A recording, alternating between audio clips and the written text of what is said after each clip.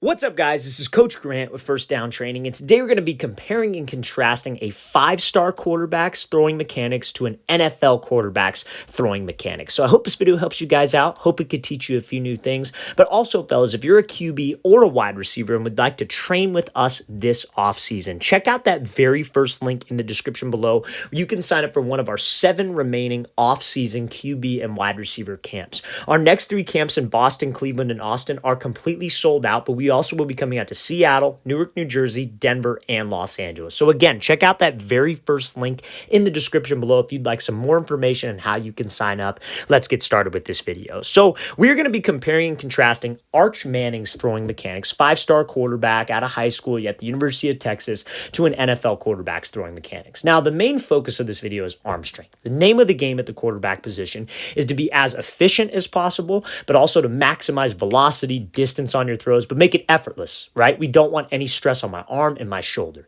And that all comes from throwing mechanics. But, however, reason why I want to showcase a 5-star kid, because it's a little bit unfair to compare a high school quarterback to an NFL quarterback, arm strength-wise, development-wise, size-wise. However, the 5-star kids get so much publicity thrown at them when really they're just kids. They're high school quarterbacks, and they have the same problems mechanically that so many other quarterbacks have across the country. And that's what I want to showcase to you guys so you can avoid these bad habits. So first throw we're looking at here is from Arch Manning. He's throwing this deep fade down the middle of the field. Now, biggest thing when throwing a deep ball and throwing any pass, we want to try to make it as mechanically as efficient as possible. And that comes down to your throwing sequence. So your throwing sequence has 3 specific parts, or actually I would say 4. 4 specific parts. Number 1 would be your base. You have to get to a good mechanical spot with your base to where you're going to allow your hips to be able to rotate through. Second part of the throwing sequence is the stride. Third part is the hips. Fourth part is the shoulders and the football coming through. And it needs to happen in that order. You need to get to a good base where your back foot is loaded underneath your back hip and your back shoulder. Your shin should be completely straight. It should not be caved in. Your back foot should not be crazy wide. You want to get to this exact position that Arch Manning is in.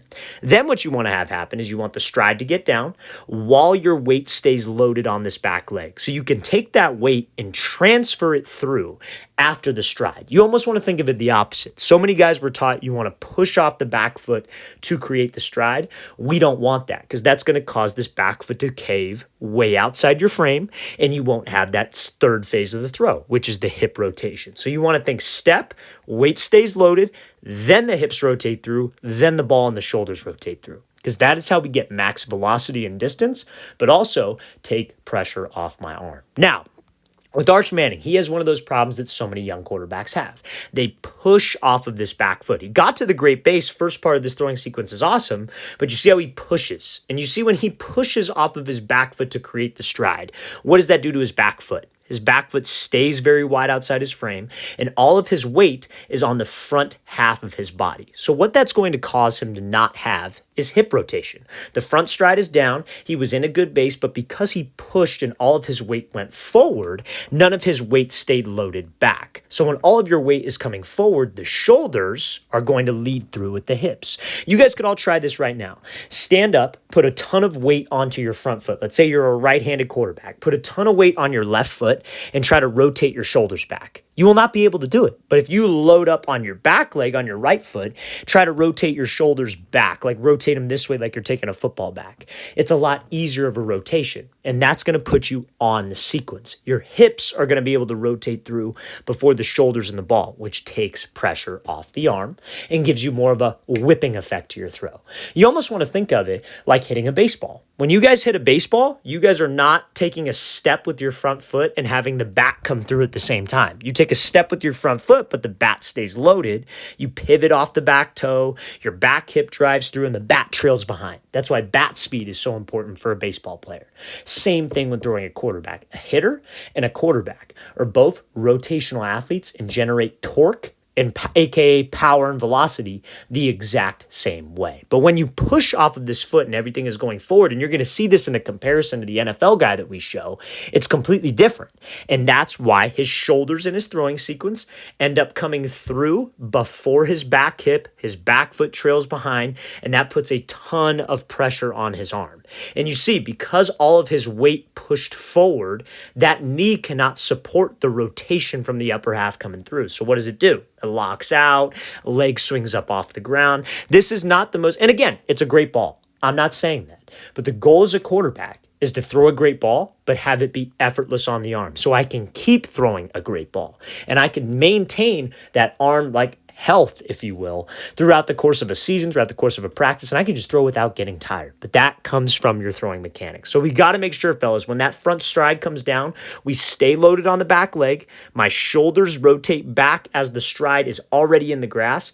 Then the hips bring the shoulders and the ball through, creating a whipping effect. So let's play this again full speed, and then we'll get to the comparison of the NFL guy. Because honest to God, fellas, it all comes down to that throwing sequence. So let's look at Aaron Rodgers here. Arguably, the most mechanically sound quarterback in the NFL. Arguably, like the way he throws the ball is so effortless. It looks like he puts zero effort into his throws, and that should be the goal for every quarterback. You got to be your own quarterback. You don't want to throw upper body wise exactly like Aaron Rodgers, exactly like anybody for that matter. Everybody's got their own motion. Everybody's got a different body type. However, the throwing sequence and the timing of the front stride, the hips, the base, that is what you want to try to shoot for. You look at these similarities of all these top guys, and that is what you want to shoot for. So let's look at the difference here when Aaron Rodgers throws this deep ball. It's a significant difference in terms of where his back foot and where his weight is on foot strike. So when we looked at that Arch Manning clip, he got to this exact base that Aaron Rodgers was to, or thereabouts, somewhere close, right? But what he did was he pushed off of the back foot and all of his weight came forward, taking away the back hip drive on the throw, which makes him decrease in power. So what does Rodgers do here? He steps, but I want you to see where his back foot and back leg remains. That front foot's making contact with the ground, and you see how his back shin is straight, his weight is back, he is staying behind the ball. So now when that front foot makes contact and your body weight is here loaded back, front foot's already in the ground, now what's the next part of this throw? That's the weight transfer. That's when you take that weight off of your quad and you drive through. You focus on opening up your front hip and look at the timing of the throwing sequence. Front foot gets down, and what happens next? Back hip and back foot, back knee, everything are coming through before the ball and before the shoulders, simply because his foot strike got down while his weight stayed back. Then he transferred, he strided, then transferred. And that is what creates that whip. That is what takes pressure off the arm. And that is how you throw with your legs and your core. So many guys will say it like, oh, throw with your legs, throw with your hips, but they don't know what that exactly means. It's not just about rotating your hips. It's not just about driving off your legs and being in the right base. It's about the timing of it all. The timing of it all is stride, weight stays back on the stride, shoulders rotate back on the stride. Then we transfer through. And that transfer is what creates the whip, brings the hip before the shoulders. And if you're in a good base, your hips are going to have a lot of rotational force, fellas. So that's the whole reason why we need to focus on the stride. It's stride first, step, almost think of it like you're in your base, your weight is back. Think of it like instead of stepping to the target or driving to the target, you are stepping down, then driving through.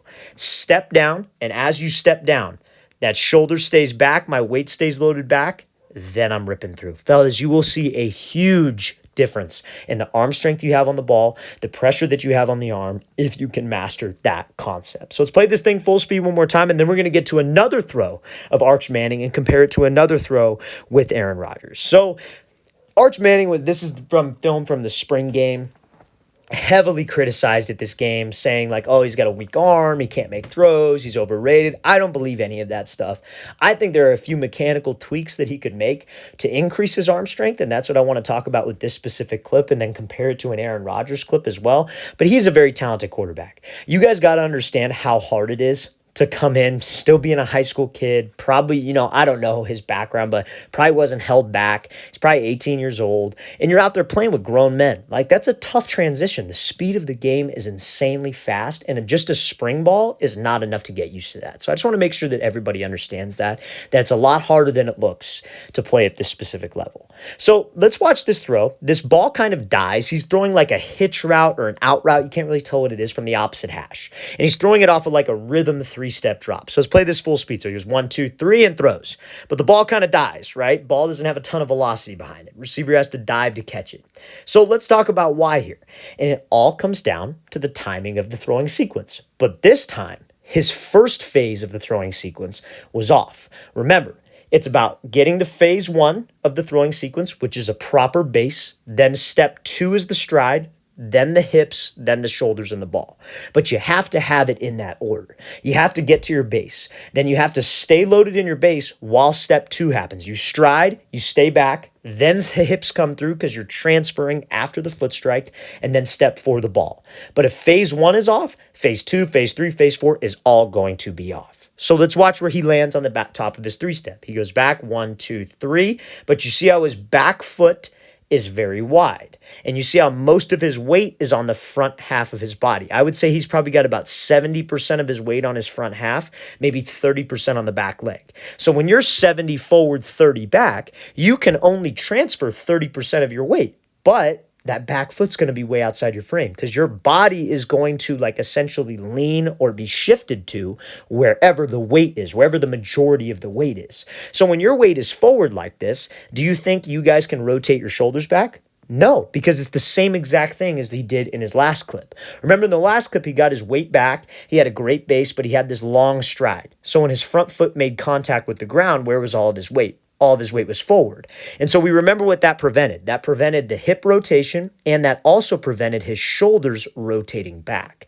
A way to be able to generate power is obviously to be able to generate torque. And torque comes from something called hip and shoulder dissociation. That's what Rodgers got to. I'm going to refer back to this clip right here. This is hip and shoulder dissociation. Shoulders going back, front foot down, hips going through. When the hips go through and the shoulders can stay back, that's a position of torque. That's like holding a baseball bat, stepping, and then pivoting off the back foot, the hips bring the bat through. That's dissociation, separation. Same thing as a golfer taking the club back, then driving off his back foot to bring the club through. That's dissociation. That's how we get to that torque position. So now you look at this throw here, when your weight is forward, that doesn't allow you to rotate back with your shoulders. All your weight is coming through. You see how his shoulder just kind of swings open because that back foot was wide and he had about 70% of his weight onto his front side. So we don't get to that dissociation position. We can't drive off the hip. Now we're just opening, and you see how his shoulders are coming through way ahead of this back hip and back foot. And that is why the ball dies. That's why the leg locks out, and that's why he doesn't have much velocity on the throw. Now, let's compare it to Aaron Rodgers for a second. And again, like I said, it's a little unfair. They're both at different, very, very different stages of their career. Aaron Rodgers is obviously a much more developed passer. He's probably the best quarterback in the NFL when he's on his game, easily, right? But these mechanical things happen to all quarterbacks at all levels, fellas. Just because you're not at that level of Aaron Rodgers doesn't mean you can't strive for that type of mechanics, right? So when he goes to throw here, I want you to pay attention to his back foot. You see where his weight is. Pretty much like his front foot is off the ground, right? And his back foot has probably got 80% of his weight on it. So what do you think that's going to allow him to do? That's going to allow his shoulders to rotate back. It's going to allow his hips to be able to rotate through first and get to that dissociation position and get torque and stay on his throwing sequence, which is what this whole video is about. So let's watch what he does here. So again, this is an absolute rope that he throws. This is a dot. That's back shoulder throw, ton of velocity, ball's not dying, arguably kind of the same distance throw that Arch Manning had, but this ball's finishing with some energy. Why is that? And that's because he was able to get his weight back to start, and he was on sequence. Remember, his weight is back. So what does that allow him to do? That allows his shoulders to go back. And when your shoulders go back, weight stays loaded back, and the front foot strikes, right? What can we do now? You strike, because, hey, he got to the phase 1. Phase 2 is the stride. Now phase 3 is the hip rotation. And when your hip rotation comes through as your shoulders are back, because pre-throw, you got to the correct base that will allow you to have your shoulders go back, that creates a whipping effect. Hips go through, ball and shoulders trail behind the hip. His weight's transferring through nicely. That's how we get velocity, fellas. And it's simple. It's easy. It's off the hands smoother, and there is less stress on the arm simply because he got his weight loaded to his back leg, and that put him on sequence. So, fellas, this is something that every single quarterback needs to do. Nobody said you have to throw the ball just like Aaron Rodgers. Nobody said you want to strive to have the mechanics of Mahomes, Josh Allen, and throw exactly like them. But when you look at these key areas of emphasis that they all have, that make the ball pop off their hand, that make them more efficient, and those areas, when not done correctly, have other quarterbacks not have the best type of throws. The ball is dying. They're losing velocity. That's what you want to add to your game. You don't want to throw like anybody. You don't want to throw exactly like anybody. Everybody's got their own motion. But these things are what's going to help you get that extra 1, 2, 5%. Some guys maybe even 10% better with their game. So let's play this again full speed one more time. That's a perfect example of why we want the weight back and how that puts us on sequence. All right, fellas, I really want to thank you for watching. I really appreciate it. If you have any questions at all, don't hesitate to leave those in the comment section below. We always appreciate the feedback. It's always great to hear from you guys. And again, fellas, we are coming up to 7 more states this offseason, all the way from Boston to Los Angeles, California. So check out that very first link in the description below. We'd love to have you out to one of our off-season training camps.